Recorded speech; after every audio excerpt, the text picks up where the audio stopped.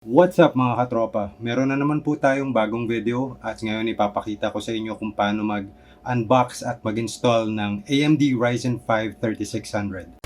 Ang AMD Ryzen 5 3600 ay mayroong 6 cores, 12 threads. Pwede po natin itong i-max speed na 4.2 GHz. Ibig sabihin pwede po natin siya i-overclock. Itong CPU na to ay merong socket na AM4 at meron na rin siyang kasamang CPU fan na Wraith Stealth. So ano pa bang hinihintay natin? Tara, game!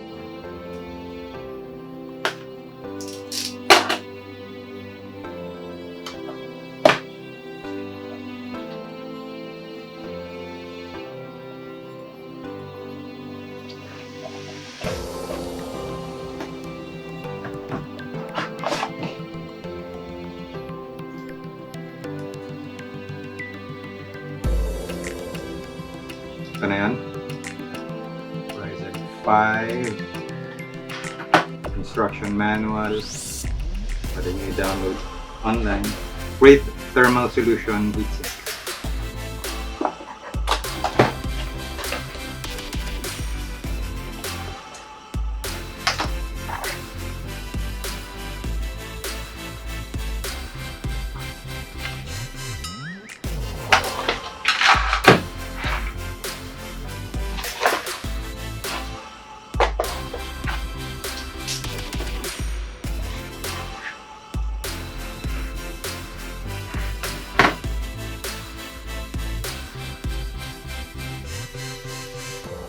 Alright, kabit natin.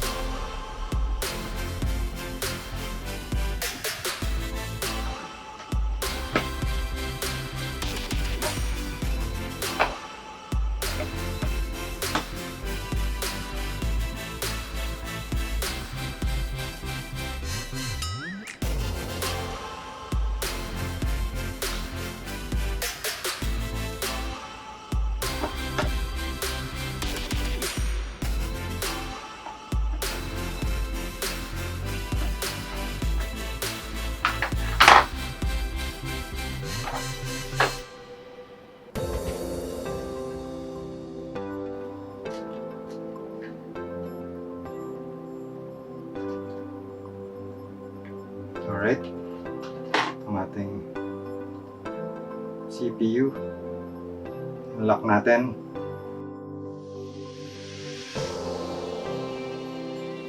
Yung logo niya ay dapat ay naka-align dito para huwag kayo malito. So may arrow dito, may arrow din doon.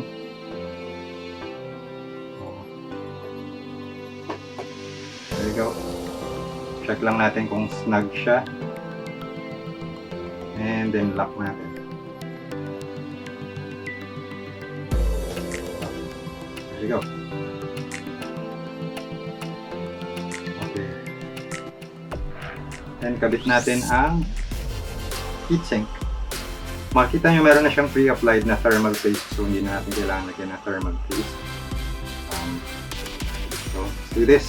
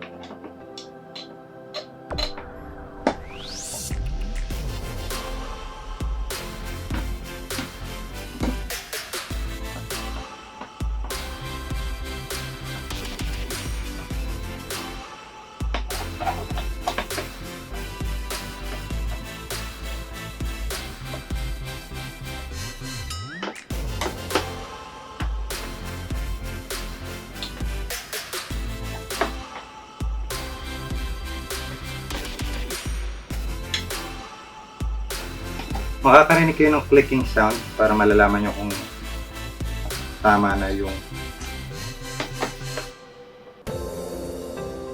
kung tight na siya.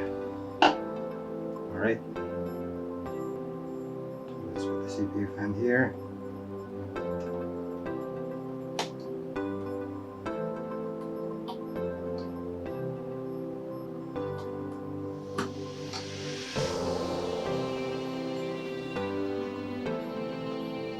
Okay, there you go.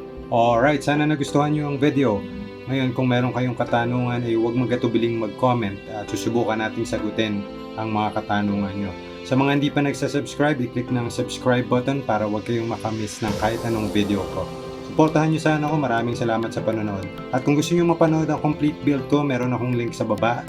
I-click nyo lang ito. Maraming salamat. Hanggang sa muli!